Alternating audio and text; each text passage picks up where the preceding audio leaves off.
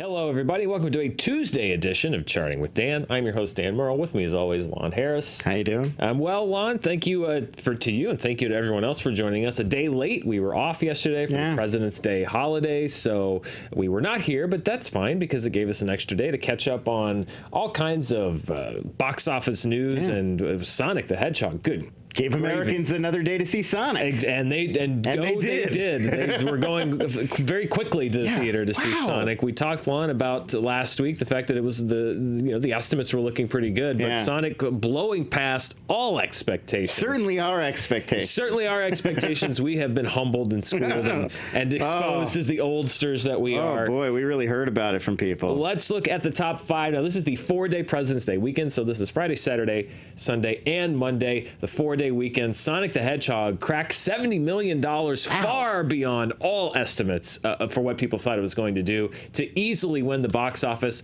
over President's Day weekend. So, Lon, before we get to the rest of the top five, let's just jump into this. Yeah, let's talk Sonic. This was, first and foremost, the top 3-day weekend. So this doesn't even include what happened yesterday. Friday, Saturday, and Sunday, Sonic set a record. The top 3-day opening weekend for a movie based on a video game. It bested the previous record, which was set this past summer by Pokemon Detective Pikachu. So if we look at those 5 films, Sonic the Hedgehog, the new champion among video game movie openings for at least 3 days here in North America. And not even close. Well, I mean, 4 million, that's close-ish. But Pokemon Detective Pikachu's reign was short, about 6 months, a little bit more in that slot. Then you got Lara Croft Tomb Raider there at number 3, Angry Birds movie at number 4, The Rock and a big giant ape and some crocodiles and a wolf and so much more and Rampage there at number 5. So when you look at those records, Lon, Sonic the Hedgehog now number 1. Yeah, I mean, I guess what we were discussing this week, like, it feels like, to me, it's been a while since Sonic was super relevant, like had a lot of new Sonic games out that people were excited for. But I guess what we're learning is that doesn't matter. People still know him. He's familiar. And they don't sell them to us. There's apparently lots of games out there just but they're not. But it's not the AAA. Like, when I hear about, like, here's the hot new game that's coming out. It's never a Sonic game. He's in the Smash Brothers games that are popular. There are titles that come out with him, but I think, to me, what this says is it doesn't matter if you're like riding high on top of the video game world or not. It's just, are you out there? Are you out there in the public's mind? Do people know who you are? They know who Sonic the Hedgehog is. They get what his world is, what defines him, enough to want to go see the movie. We talked about this a little bit with Addams Family. When Addams Family came out, this idea of like, is this property even relevant to an audience? But the movie actually did pretty well. And this weekend, I was out shopping. Mara and I were out running errands, and I see this little girl running down the aisle. She's going, da da da da.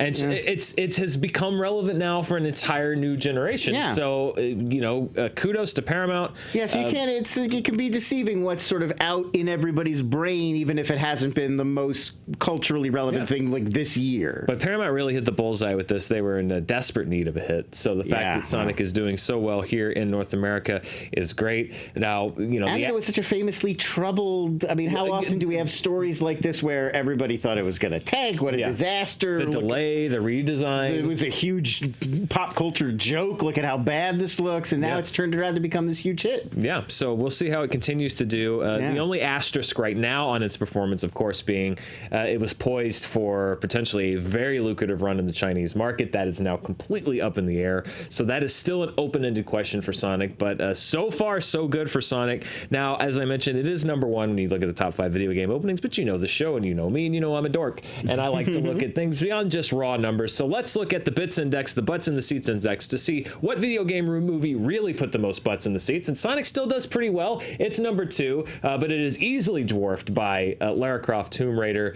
who put back in it was a summer release, about 2 million more butts in the seats on its opening weekend than Sonic. But Sonic's still outpacing Pokemon, the first movie, as well as Pokemon Detective Pikachu. Pokemon actually, Detective Pikachu, not the top draw in its opening weekend, even for Pokemon movies here in North America. And then at number 5, I love this, Mortal Kombat. As far as attendance goes, Mortal Kombat Old cracks school, the top 5. Original 90s Mortal Kombat. Back to the 90s. That's why I like adjusting for inflation and looking at attendance, because you get those gems in there, and you forget about Mortal Kombat, very popular film. It was very popular, and it was sort of unprecedented. I mean, back then it was the only video game movies that had come out had been disasters. Double Dragon, yes. Super Mario.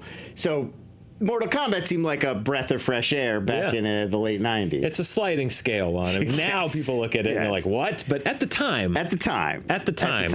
So yeah, the Tomb Raider still, or at least Angelina Jolie's version, still number one as far as attendance. Wow. But Sonic the Hedgehog there at number 2. And then just looking at overall films opening on President's Day, Sonic the Hedgehog cracks the top 5 there. Of course, Black Panther. I can't imagine. I mean, depending on if they open maybe another Black Panther movie on President's Day, but that's going to be a record I think that stands for quite some time. Black Panther still holds the record for that's a 4-day opening, $242 million, followed by Deadpool, 50 Shades of Grey. Then you've got Sonic the Hedgehog there at number 4, and then Valentine's Day there, because President's Day, Valentine's Day often hand in hand, often overlapping. If you're looking at the Bits Index as far as attendance goes, Valentine's Day would flip-flop with Sonic the Hedgehog, but that's still the top 5 drawers as far as attendance. So Sonic, even for the Valentine's Day / President's Day opening weekend, drawing a lot of butts, putting a lot of butts in seats. People love that Sonic. People love that Sonic. I mean, Jim Carrey, I'm sure, helped out there too. I feel like that balance, like an older crowd that may not have rushed out for Sonic, but 90s funny Jim Carrey might show up for that. And I think really, now that this is a hit, the moves are savvy once they're successes, but a savvy move for Jim Carrey now, because he can now become relevant to an entire new generation of kids, because largely he's skewed toward more adult oriented stuff recently, and now I'm sure there will be a sequel to this film. I'm sure that they will probably bring him back for that, and he could parlay this into a whole resurgence if he so desires. He also seems happy painting and doing whatever else. Father of the mask. Exactly. Father of the... Oh, God, please no more. Retire the mask. No more mask. It's coming. Let's look at the rest of the top 5. Sonic the Hedgehog, as we mentioned, an easy number 1. And then there at number 2... Birds of Prey and the Fantabulous Emancipation of One Harley Quinn. Not anymore. Harley Quinn, Birds of Prey. Harley Quinn, Birds of Prey, but the official name is still Birds of Prey and the Fantabulous Emancipation of One Harley Quinn. We're going to get to that in a moment. Just to briefly touch on the rest of the top 5. Fantasy Island there at number 3. Terribly reviewed by both critics and audiences. A typical pump and dump scheme from a lot of the horror franchises, which is draw as many people as you can on opening weekend, and then they realize it's terrible. I did read about apparently it has lots of references and shout outs to the old show, which is bizarre. Crazy. Everything about that movie is weird. Well, they're going to make thinking it's going to see it anyway. Enough people to make money, because they're going to make money because it was made for you gave Michael Pena $100,000 and a free lunch, and there you go. So Fantasy Island there at number 3. Wouldn't be shocked to see that drop out of the top 5 next week. Then at number 4 there you saw The Photograph, the kind of the romancy entry for Valentine's Day. Your Valentine's Day release. Sure. Almost takes that number 3 spot. And then very close behind that, staying in the top 5, Bad Boys for Life. The new releases pushed Jumanji out of the top 5, but it's still doing well. But I want to talk a little bit about Birds of Prey and the Fantabulous Emancipation of One Harley Quinn. I'll call it Birds of Prey for the rest of the show. Because we talked a little bit, Lon, last week about numbers and the fact that they can be shared, they can be, depending on how you present numbers and how you present data, it can be accurate, it can help add context, but I think you can also skew the picture. Yes. And so I encourage people to always check sources and look, and we had this discussion last week. Yes. And a couple of things came up, and there were some people on Twitter that brought both of these to my attention, and I thought it'd be interesting to address on the show.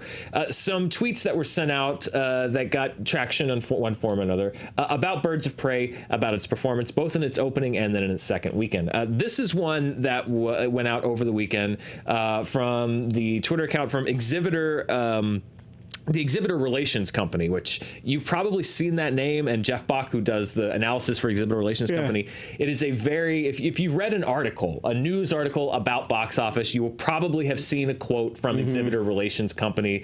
They're kind of the go-to for people to get analysis, particularly the legacy places like THR and Variety and Deadline, the industry sources. They sort of, their website says the box office authority since 1974, which is why it surprised me a little bit to see this tweet that went out over the weekend. This came from their Twitter account, and it says, Harley Quinn and her flighty Birds of Prey dropped minus 48% in its sophomore session. Is that good? Let's huddle up and compare it to other drops this holiday weekend, shall we? Jumanji plus 3%, Bad Boys minus 6%, 1917 minus 12%, Doolittle minus 23%, class dismissed. All right. I want to do a little extra credit. We're going to have our after-school nerds club here because I don't think that's very good teaching. I don't think that's very good analysis. And it surprised me to see that come from somewhere like the Exhibitor Relations Company, because I think that's a very selective, it's number one, both a very selective way to present the data, and number two, seems kind of maliciously engineered to make Birds of Prey look not so great. Well, it's deceptive because it's not a direct comparison because those other movies have been open much longer. Right. And Lon, we talked about the fact that, Birds of Prey is not where Warner Brothers would want it to go. Right. And we'll talk about how Birds of Prey did versus expectations when we look at the next tweet. But we also said that one sign about the fact that the reviews were better for this film than some other DC EU films was that when we look at the second week drop, typically a comic book or superhero movie, largely because they opened a little higher, but even some that have opened lower, they have a drop between 50 to sometimes 60% or more. That's typical. If you see less than that, then that might be a sign that perhaps the word of mouth has gotten out, or perhaps there's still some juice left in the marketplace. And that's what we saw with Birds of Prey. Yes, it did open below expectations, and it didn't have as far to fall. And that's definitely something to keep in mind. However, I also think it's worth acknowledging that it dropped less than 50%, which in the second week for a movie of that size is actually not bad. It certainly does not spell disaster, as this tweet would seem to imply.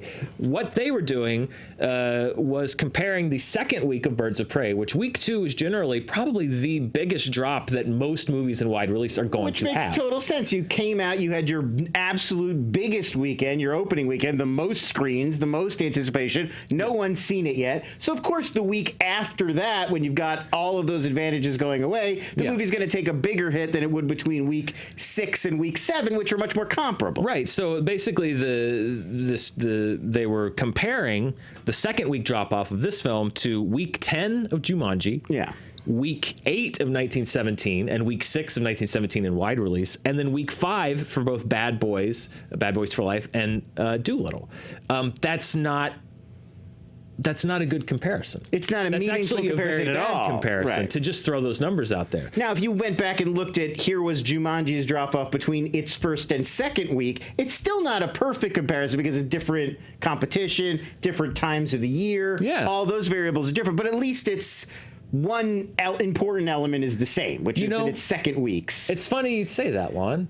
Because let's look at the second week drop-offs for all of those movies. So these are the movies that were quoted in the tweet. Birds of Prey dropped 48% in its second week. Right. Jumanji, The Next Level, dropped 55%. However, I will add context to that. That's a bit rough because the holidays, again, fell weird. So Jumanji, that seems like a steep drop, but I will grant that the holidays fall strangely. It did very well during the week. So that's not that's a bit of an apples to oranges comparison. Right, I'm going to point that out right here. Bad Boys for Life fell 46%. That's pretty comparable. 1917 fell 41%. That's not bad. Doolittle fell 44%. That's pretty comparable. So second week drop-offs, Birds of Prey actually was about in line percentage-wise by what those films did.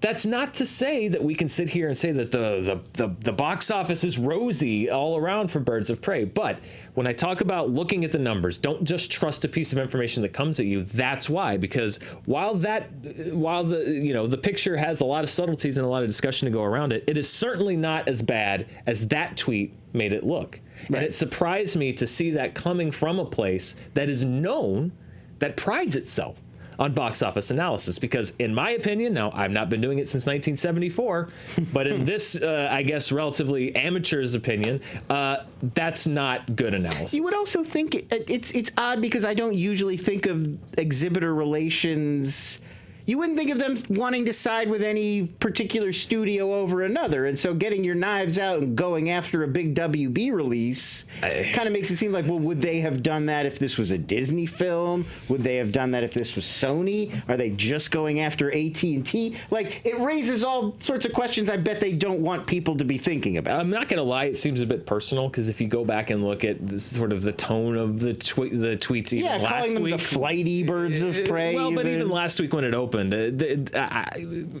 I don't know. Yeah. It seems a bit odd. It just seems like it would be in their interest and in Jeff Bach's interest and in that company's interest to be even, unbiased, impartial. Yeah. We're just here to tell you what did what. Yeah.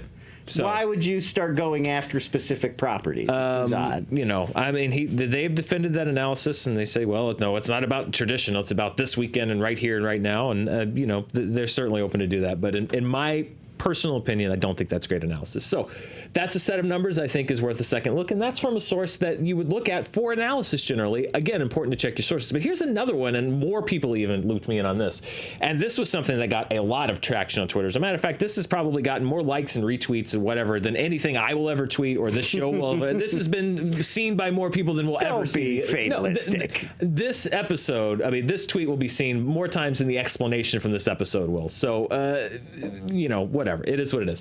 We're going to go viral. Anyway, I could feel it. But I think this is an idea of wanting to have a positive conversation, but not necessarily using the information in a way that I think merits the implication. So this was a tweet that went out this weekend, got 89,000 likes, 26,000 retweets. It says, y'all, I think I just witnessed sexism, and it links to a few things. It links to stories from Ford versus Ferrari when it was released. It links to stories from Birds of Prey when it was released.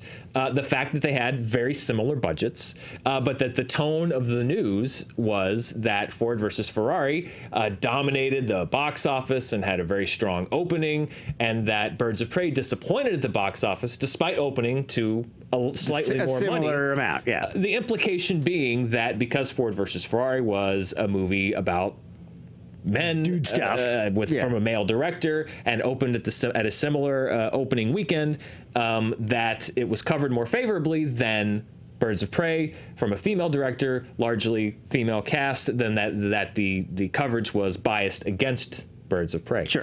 Again, I think that is a great conversation to have, but I don't think, and obviously that on its surface, that analysis does look pretty damning in the sense that they do look very similar as far as gross and budget, and it does appear like, there might be something like that. But again, well, unlike the other tweet we were talking about where it was comparing these variables that don't really line up, like you can't really compare week 8 to week 2. Yeah. This is at least looking at similar, like here are the budgets, here's what they brought in on opening weekend. So at least we're comparing apples to apples on that level. This seems like a very straightforward comparison. But again, where I think that you need to do a little extra digging, I wanted to bring up the context around that coverage. So this was for Ford versus Ferrari. This was the coverage leading up to the release of the film. Because they're right, the budget was the same and they did open around the same numbers. But this is from Ford versus Ferrari when it was opening.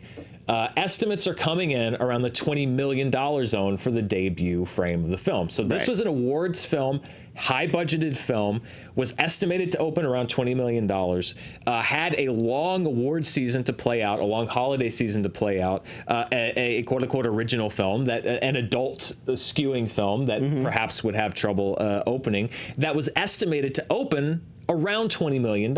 So the expectation for Ford versus Ferrari was that it would open around 20.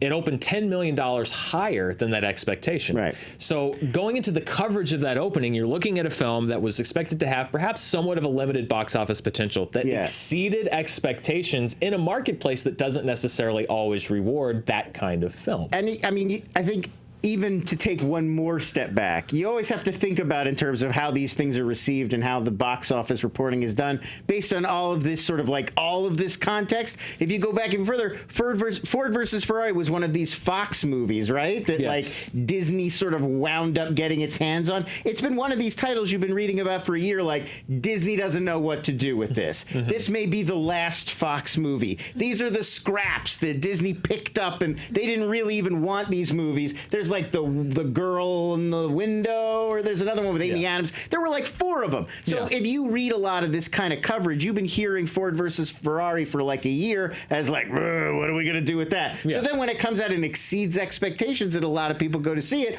well, that's the story. This thing we've been thinking about is this kind of scraping the bottom of the barrel movie is a hit. And also, as far as the domination of the box office, this was also in the context of Charlie's Angels opening that same weekend. Was seen as a competitor, was a very soft opening, and a stronger opening for Ford versus Ferrari. And all of that's playing into the people writing the headline and writing the review. And then same thing with Birds of Prey, but sort of the mirror of that. That it's coming in at the end of this ongoing franchise that we've all been following for a decade. Right. And so, yes, Ford versus Ferrari, that coverage that's in that tweet is coming at the end of a cycle that's saying it's going to open around $20 million and it opens $10 million higher. Right.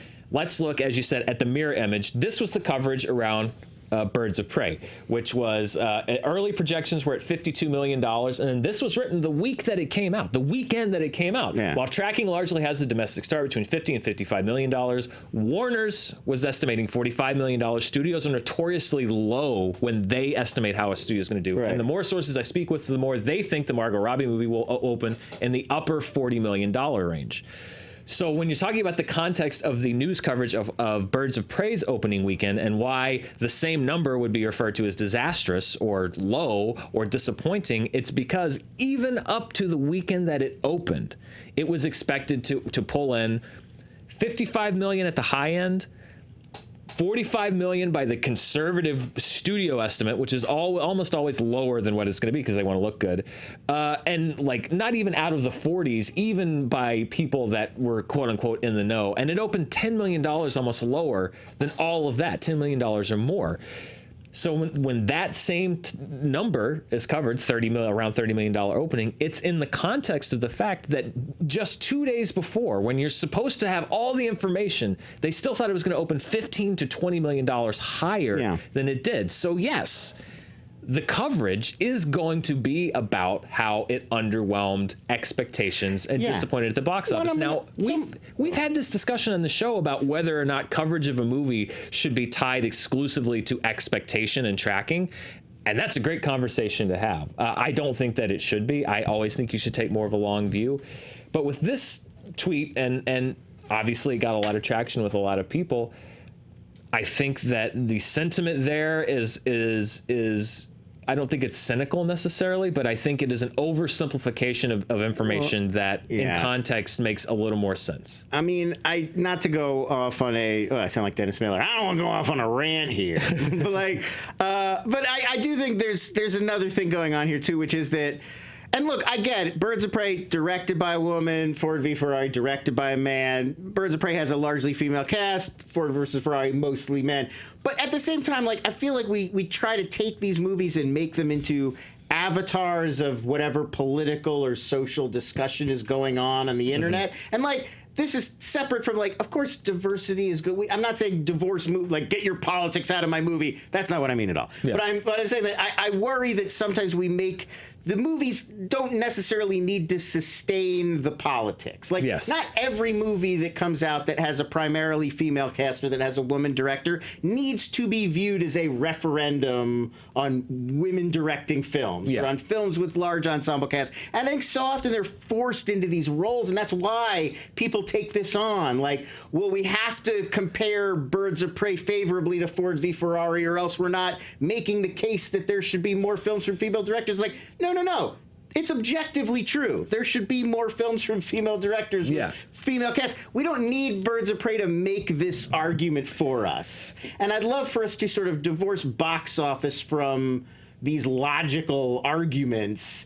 It's never going to be satisfying in that way. You can't ever make the money that comes in a referendum on what's true and not true. Exactly, and I feel like, and I saw a lot of not a lot, but I saw some pushback last week against what I was saying, because they felt like I was saying, like, well, question the sources that I think are biased against what I think, or like I have a point of view and I'm only telling you to question sources that are from a certain side of the ideological spectrum. I don't think that's true.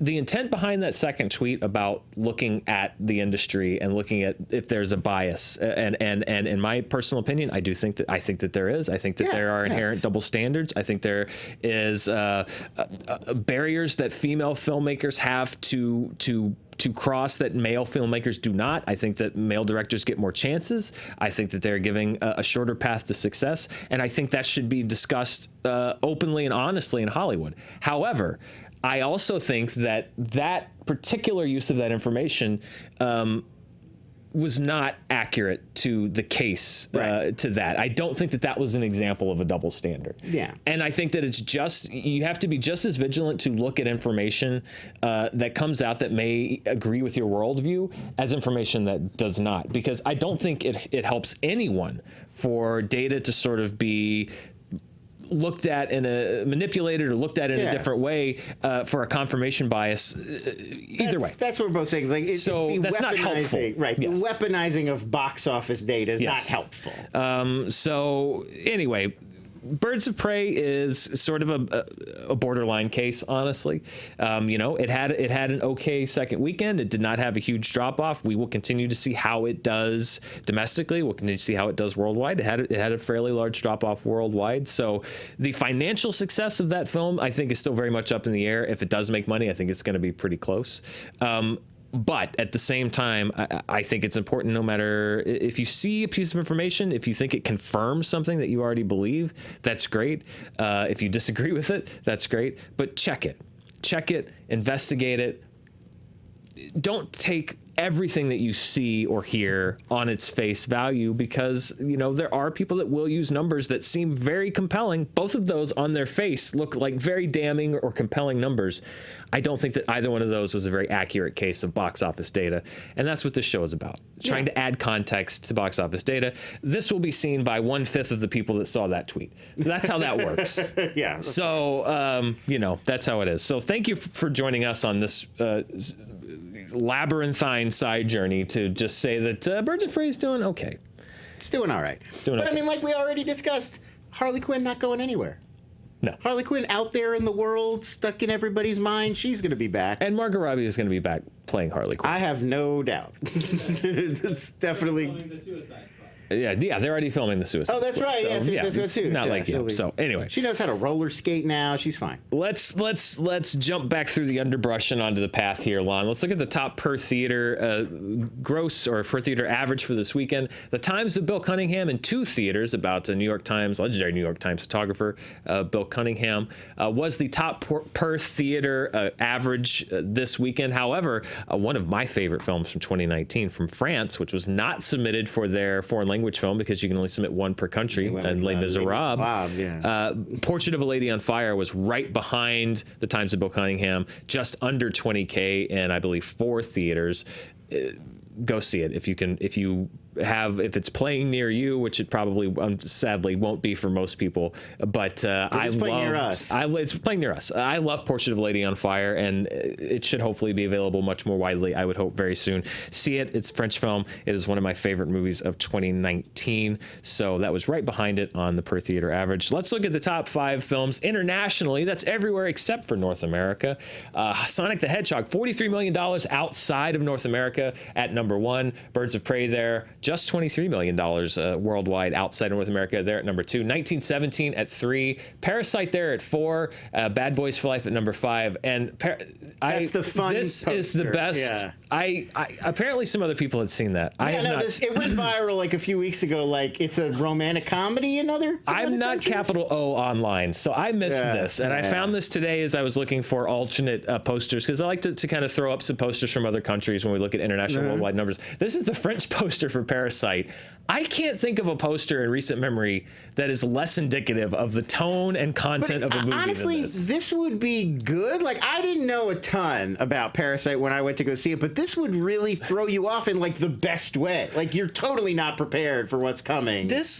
I would never go see this movie. No, it doesn't. I would not go. That doesn't look like at all like a movie that I would enjoy. It definitely looks like there's like a rambunctious kid shooting like arrows suction cup arrows at everybody. scamp. Like it looks like a Dennis the Menace type vibe. Yeah, I don't. Whose feet? What the feet? It's everything about that poster is weird. The tagline, by the way, I translated it. Google Translate it said, "We're all someone's parasite." Is the that is the weirdest poster. I'm process of eliminationing here. I'm guessing the feet are the guy. That's the husband, the housekeeper's husband living. Maybe. Oh, spoilers for Parasite. It's the husband. So why? How does that? I guess he's not upside down. I am obsessed with this poster. I am gonna try to do my best to find my own copy, and I'm gonna frame it and hang it in my house because this is like the most unrepresentative poster I've ever seen. That little dog, he's getting up to some antics. But they posed for these pictures. Oh yeah, no, this was like intentionally made. I feel like those were like taken on the red carpet in Cannes, and they just put them on this used to be a YouTube thing where like you would take the trailer and like re-edit it, like if it was a different genre. Yes. Right. So this would be like like National Lampoon's Parasite. Yeah.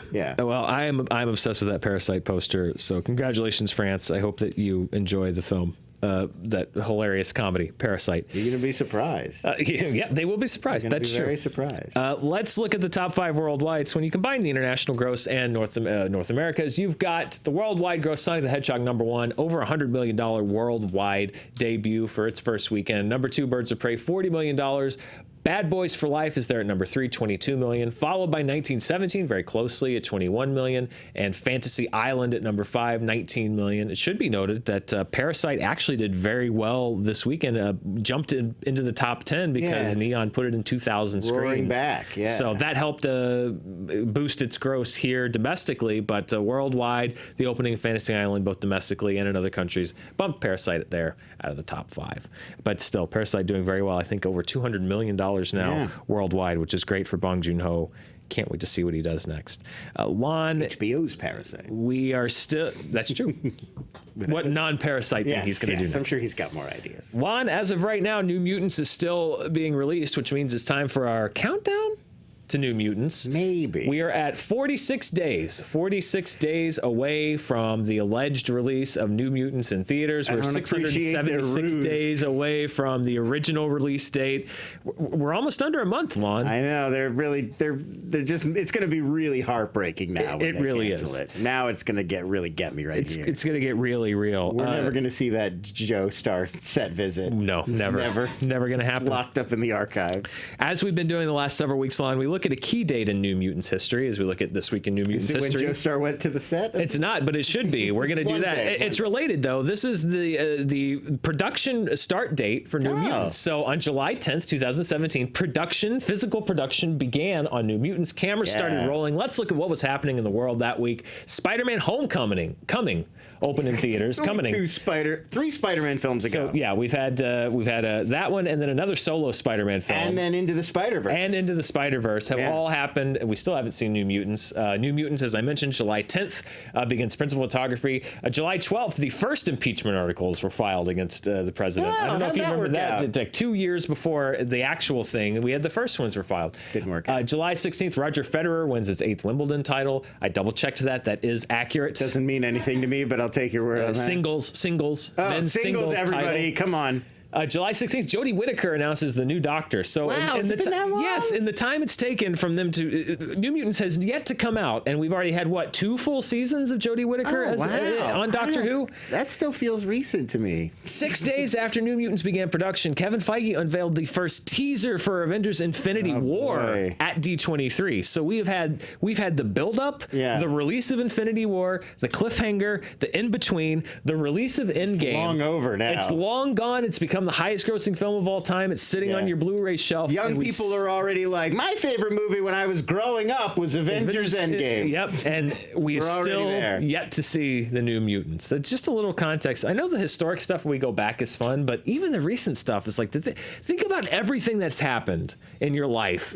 From I know I am. From the time that first Infinity War teaser came out at D23 and that crazy. Comic-Con. New Mutants has been a physical living movie since then and has yet to be released. Don't get old, kids. Did you see Billie Eilish was asked her favorite movie growing up, and she said The Babadook? Oh, God. It's true. That's a true story. She said the movie Growing Up. Well, because it came out in like, what, 2011? I guess 2012. Yeah, something? so I guess that's Growing Up. or Her 2014 favorite movie was still. The Babadook. Yeah. Well, what is she? She's like don't 18, know. right? She's Or a 19? child. 18, yeah. So she was growing up like 4 years I know, previous. it just makes me angry, Dan. I'm not saying it's rational. It just bothers me. Well, someday maybe some kids might say that New Mutants was their favorite movie. Their favorite movie growing up. As I a felt kid. like I've grown up with New Mutants. Yeah, no, yeah, we have at this point. Lon, before we go, let's look at Babadook was 2014. 2014. Thank you, Ryan. 2014. So yeah, that was like five years ago. Again, I'm not saying she's wrong and I'm right. She's clearly, I believe her. I take her at her word. I just hate it. Fair enough. She was in her early teens. Yeah. Let's look at the 2020 domestic box office before we go. Number 1, still Bad Boys for Life. Doolittle there at number 2. Sonic the Hedgehog jumps onto the list at number 3. Displaces Birds of Prey already down 1. I would say probably, well, definitely next week it's going to be at number 2. And then depending on how it does, we could very well see it take that number 1 spot from Bad Boys. We'll see how the legs are on Sonic. They're very shapely, as I recall. Well, they were redesigned to look less horrific. Oh, good. Birds of Prey at number 4. Then The Gentleman Like a Boss, The Grudge, Underwater, The Turning, Gretel, and Hansel all drop down 1 slot, and then getting bumped out of the top 10 after 4 weeks. Weathering with You. Sorry, Weathering with You. You get bumped out. So that is the 2020 domestic box office. Looking at the worldwide picture, Bad Boys for Life, still the number 1 film. I think it's going to have competition very soon. Doolittle there at number 2, followed by Birds of Prey. Sonic for right now at number 4. However, it's going to be running up those charts. I bet that'll be probably at number 2 by the time we hit next week. And then, as I mentioned, the big question mark being the Chinese release. Will it happen? When will it happen? We don't know. So these are movies that could be fluid well into this year, potentially beyond, depending on how that crisis continues to unfold. Really heartbreaking stuff going on there. The Gentleman there at number 5 drops down a spot. Everything else drops down 1 spot. And then after 4 weeks, Darbart drops out of the top 10. So that is Sonic, a new top 5 movie for 2020. Lon, we've got some films coming out this week. We've got The Call of the Wild, starring Harrison Ford and a cartoon dog. That's very off-putting to me. I can't get over that. Talk about off-putting. Did you see that clip where he talked about how they shot scenes with the guy playing the dog? No. So he had a mocap, like an actor in mocap, playing his dog. So Ford's doing this interview where he's like, yeah, you know, I had to like scratch behind his ears and roll around with this guy on the floor. And the interviewer's like, you really rolled around with this guy on the floor and scratched behind his ears? And Ford just like looks at him and is like, there was money involved. I swear, it's true. It's brilliant. Well, think about if you're Harrison Ford. Like cavorting with this man playing a dog. If you're Harrison Ford, 43 years ago, you acted with an actual 7-foot-tall giant Yeti creature in a Bigfoot costume on Star Wars. And in 43 years of technological innovation, you have regressed to a guy in like a spandex bodysuit. Shouldn't it go the other way? Yeah, it seems really wrong to do that to him. It also just seems like, I get that like during action and stuff, it's helpful to have a cartoon dog. He can like jump between the logs. And that dog is creepy. I'm sorry. But I don't like close-ups and stuff it's where weird. It really gets weird. It's weird. It's off-putting. I don't know. Well, because they made him like it's not photorealistic. He's like expressive. He's like, it's like Scooby-Doo. Scooby-Doo. There's already a Scooby-Doo movie coming out. Yeah, it's too Scooby-Doo. It's too weird. I don't know. I find the dog off-putting. Will audiences find the dog off-putting? We'll find out next week. Brahms, The Boy 2, also opening this week. Let me tell you, I didn't hate the first Boy movie. I haven't seen The Boy. It got terrible reviews, like atrocious, like god-awful worst movie of the year reviews, and the audience didn't like it. I saw it.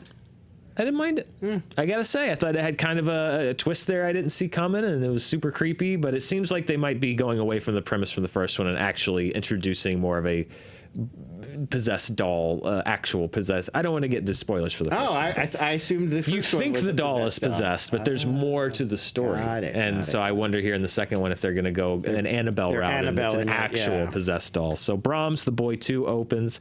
And then a couple movies were of note opening in limited release. Anya Taylor-Joy doing a new version of Emma. Yeah. Which I still remember the Kate Winslet version.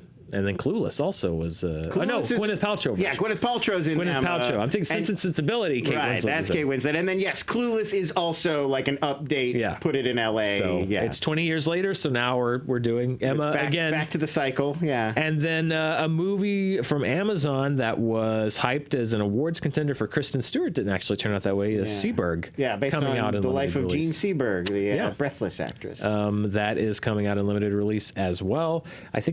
I don't know if it's available now on Amazon or if there was. I don't believe it's up for free on Prime yet. I think it's still like it'll have a little window and then it'll pop up for free on Prime probably by April. The awards talk didn't really materialize for it. It had gotten some early buzz, but that is. In K-Stew, they thought maybe was going to be a contender. Yeah, it didn't turn out that way. Very crowded field this year. Yes. So that is in limited release as well, and a few others. But those are the main ones. Lon, thank you for joining me today. Always a pleasure. Anything you want to plug? No, just find me on Twitter. It's right there at LONS. LONS. Join us next week. We'll be back on Monday next week. We'll be talking about Brahms. We'll be talking about the cartoon dog movie. We'll be talking about the redesigned hedgehog and the birds of praise and numbers and whatever else weird, crazy stuff comes up between now and then. Thank you for joining us. I'm Dan Murrell. We'll see you here next week.